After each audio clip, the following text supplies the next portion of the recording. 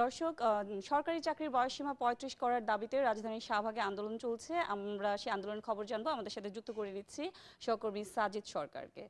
সাজিদ, আন্দোলনের সবশেষ কি খবর আছে আপনার কাছে? সবশেষ পরিস্থিতি কি দেখছেন? লাবণী, আমরা দেখছি শাহবাগ গোল চত্বরে একেবারে সবগুলো সড়ক বন্ধ করে দুপুর 2টো থেকে এই আন্দোলন শুরু হয়েছে।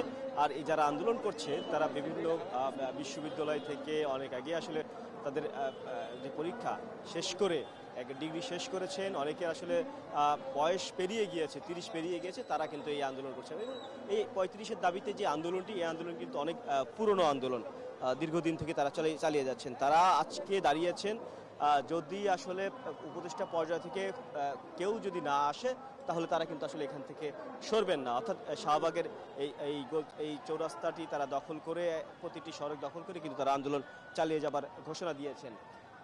আমরা একটু আন্দোলনকারীদের কাছ থেকে জেনে আসতে চাই, আপনাদের এই আন্দোলন তো দীর্ঘদিন থেকে আন্দোলন, আজকে দাঁড়িয়েছেন আসলে কি কি এই 12 বছরের আন্দোলনের আজকে পরিসমাপ্তি চাই। বারবার রোডে রাস্তায় নামতে না চাই। আমাদের 32 আবেদনের বয়সসীমা সরকারি চাকরিতে 35 চাই। আমরাও ইচ্ছা করে জনভোগ সৃষ্টি করতে চাই না। 12 বছর ধরে শোষণ নিপীড়ন, বিগত স্বৈরাচারী সরকারের অত্যাচারে আমরা এতদিন আমাদের দাবি বাস্তবায়ন হয় না। আমরা চাই মাননীয় প্রধান উপদেষ্টা আমাদের এই 12 বছরের কষ্টের অবসান হোক। আমাদের দাবিটা মেনে নিয়ে আমরা টেবিলে বসতে চাই।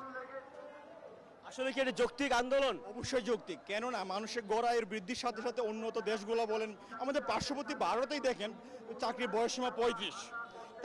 তারা যদি তাদের তরুণরা যদি 35-এ যদি কর্মক্ষমতা না থাকে তাহলে 35 করতো না।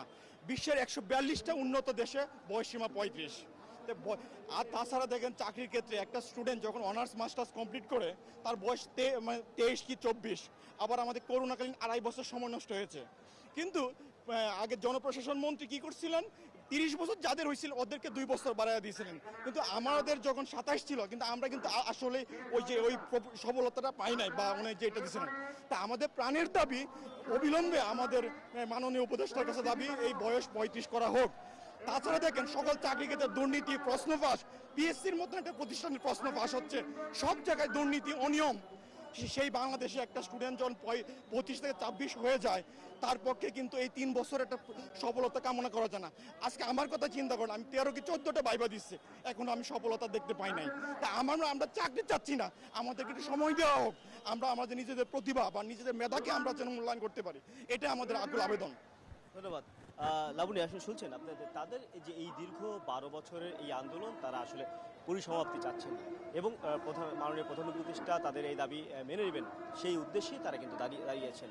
জি, ধন্যবাদ সাজিদ। আপনি অবশ্যই খবর রাখতে থাকবেন, আমাদের পরবর্তীতে যুক্ত করে নিব আপনাকে। দর্শক, আমরা কথা বলছিলাম, আমাদের সাথে যুক্ত ছিলেন সহকর্মী সাজিদ সরকার। এতক্ষণ আমরা আন্দোলনের খবর জানছিলাম।